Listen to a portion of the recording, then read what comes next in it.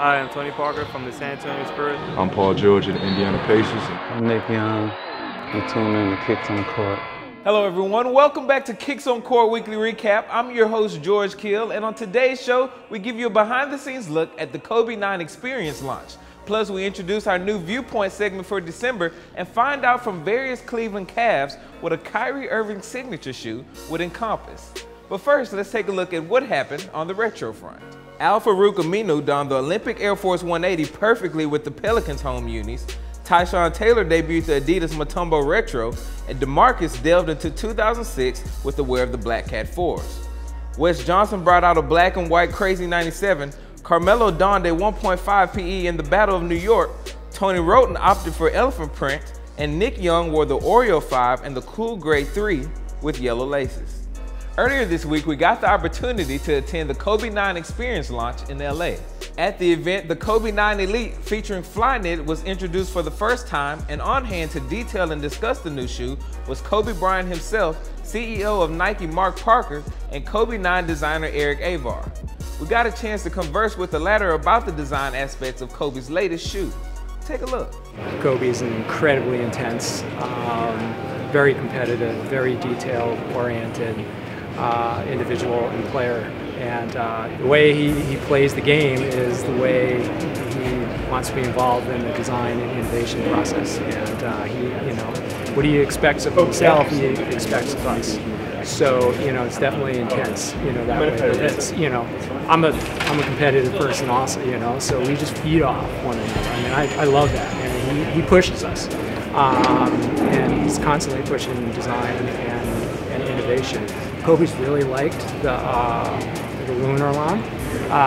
So we feel like it gives you good responsive, lightweight cushioning, gets you a little lower to the ground, and it also has just a little more natural motion or splay to it, and that in conjunction we get a little more of a thin web outsole. So the whole shoe has a little more of a natural motion feel to it. So the lunar line was definitely a big, kind of a big performance point with the product. And he was just saying to me before that because it just felt really spongy, but like in a really good way. It was like cushioned, but really responsive. So we used some really non-stretch usable fibers in the forefoot and lateral area to secure that for lateral forces. We used more traditional fibers, similar to what was used in the running shoe in the midfoot. Then we used really dynamic fibers up through the collar area to create that dynamic fit that gives you that range of motion.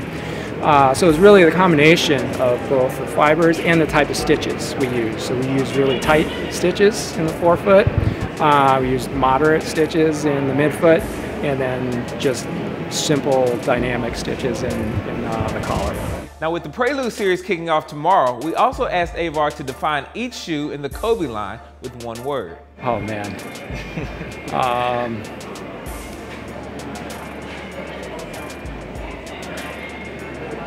Well, one, I'd say the beginning. Kobe 2. Kobe 2 was evolution. Kobe 3 would be Mamba. That's where we really started. Kobe 4, low. Kobe 5,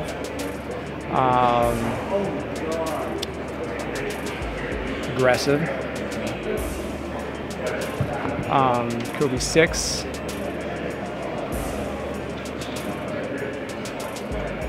probably snake skin. Kobe 7, system.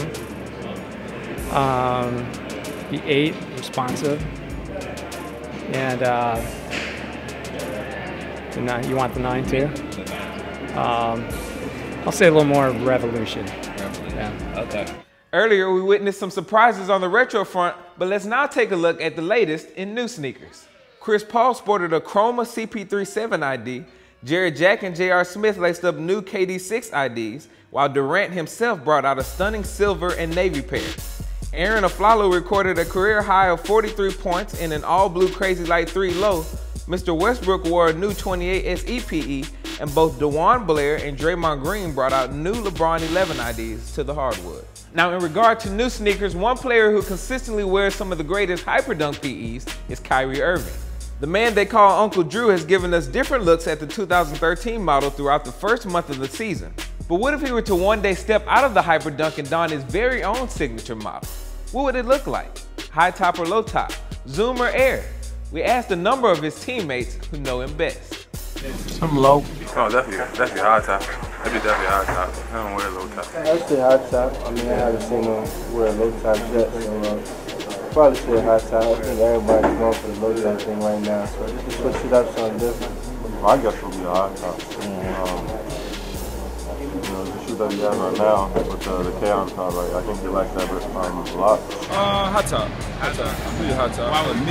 Mid or in between. Yeah. You know, something that would be quick, but you know, he kind of represents the young wave of point guards in the league.